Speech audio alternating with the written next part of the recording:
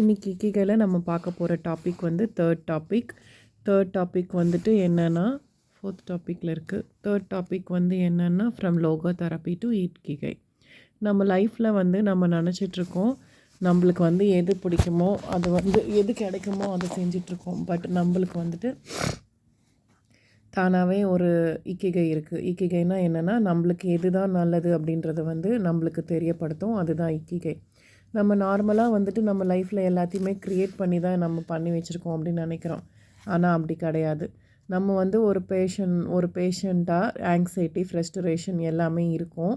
அதுக்கு தெரப்பியை வந்து 2 விதமாக பிரிச்சுருக்காங்க. ஒன்று வந்து சைக்கோ அனாலிசிஸ், அனதர் வந்து லோகோ தெரப்பி. சைக்கோ அனாலிசிஸ் வந்து நார்மல் கோச். பேஷண்ட் வந்துட்டு ஒரு ரிக்ளைன் சேரில் உட்கார வச்சுட்டு பேஷண்ட் மாதிரி இருப்பாங்க. பட் லோகோ தெரப்பியில் அப்படி கிடையாது. பேஷண்ட்டும் தெரப்பிஸ்ட்டும் நேருக்கு நேர் உட்காந்துக்கிட்டு எந்த ஜட்ஜ்மெண்ட்டும் இருக்காது. ஜட்ஜ்மெண்ட் இல்லாமல் அவங்க கைட் பண்ணுவாங்க.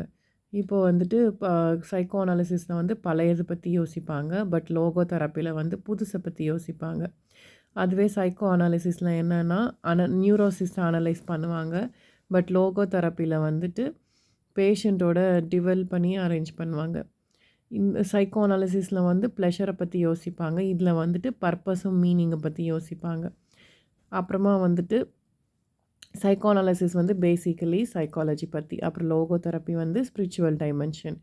சைக்காலஜி வந்து அனாலிசிஸ் வந்து சைக்கோஜெனிக் நியூரோசிஸாக ஒர்க் பண்ணும். பட் லோகோ தெரப்பி வந்துட்டு நியோஜெனிக் அப்புறமா வந்து எக்ஸ்டென்ஷனல் நியூரோசிஸாக ஒர்க் பண்ணும். அனலைசிஸ் வந்து அன்கான்ஷியஸ் ஸ்டேஜில் நம்மளை பண்ண வைப்பாங்க.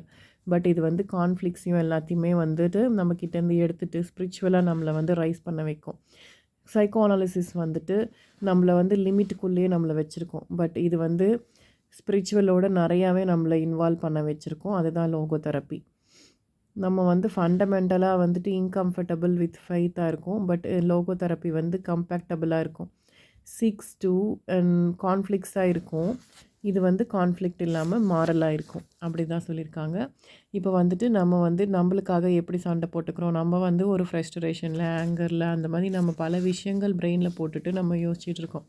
அப்போ வந்து நம்ம வந்து லோகோ தெரப்பியில் போனோன்னா நம்ம வாழ்க்கைக்கான பர்பஸை கண்டுபிடிப்போம்.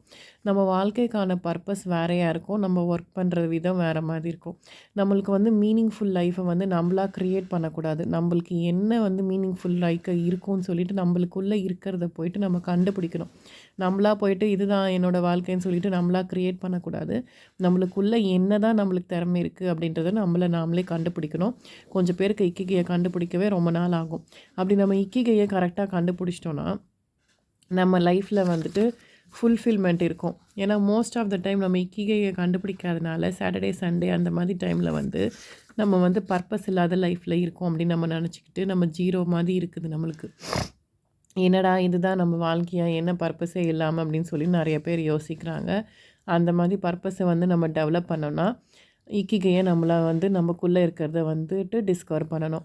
நாளைக்கு நியூ இயர், அதனால எல்லாருக்குமே ஹாப்பி நியூ இயர் சொல்லிவிட்டு நான் இந்த டாப்பிக்கை வந்து கவர் பண்ணியிருக்கேன். இன்னும் கொஞ்சம் வந்து நாளைக்கு கவர் பண்ணுறேன். Thank you so much.